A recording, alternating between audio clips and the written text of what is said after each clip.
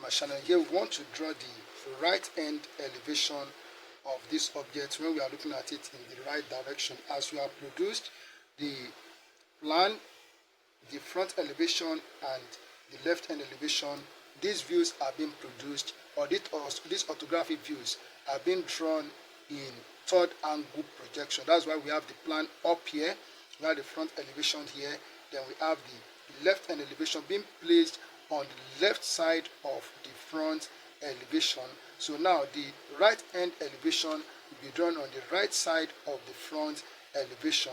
So let's go and do that. So what we have to do now is to take the 45 degrees set square. So we set it at this point on the front elevation, at this point on the front elevation, and we draw an inclined line that will be at an angle 45 degrees to the horizontal. It goes in this direction. Alright, so then the next thing that we have to do is that wherever this line made these horizontal lines that are drawn out of the plan, so we have to draw a vertical line. So we come to this point here, okay, so this point here, so we draw a vertical line down, and also we come to this point, so we draw a vertical line, okay. Then so this center line, so we also need to draw it as center lines down, the center line down. Alright, so we have this then. So coming to this end here, so we also draw a vertical line down. Alright, so now, so I need to extend this line. So I need to extend this line to this side. Alright, so now, so when we are looking at the right end elevation, so we can see this L shape here. This L shape, so we have it, so it's already out. So all I need to do is to bring it out with a thick line. So I make this line a thick line from here down like this.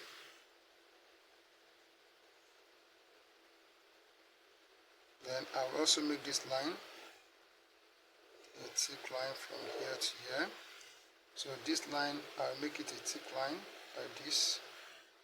Okay, so this line, so make it a thick line down here. Then also make this line a thick line down.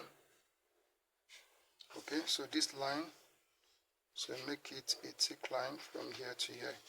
Alright, so the L shape has come out. Then what about this rectangle, triangle that we see here, this triangle that we have here?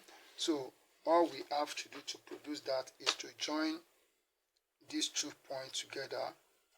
Just join like this. Okay. Then other things that we have to put here. So this circle that we have here, this hole that we have here, it is hidden. So we have to draw it here. This is the center line. So the diameter of that circle is 26. So the radius is 13. So we have to take 13 millimeters. So setting like this.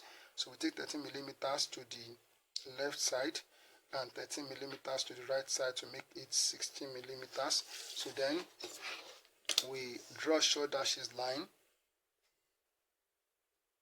So short dashes line here. Okay. And then so we also draw here. So the number of short dashes line that you have to draw depends on the space that you have within the part. So and also, so for these 2 circles that we have here, so they are hidden in the end elevation. So they are hidden from us in the end elevation. You can't see them. So we just draw for one of them, and that will represent both of them. So the diameter of the holes is 16. So radius is 8. So we take 8 millimeters. So 8 millimeters down, 8 millimeters down, and 8 millimeters up, making it 16. So then we are going to draw the short dashes line. So for both of them, okay, for one of, okay, so we draw like this. And then, so coming up here, so we do the same thing.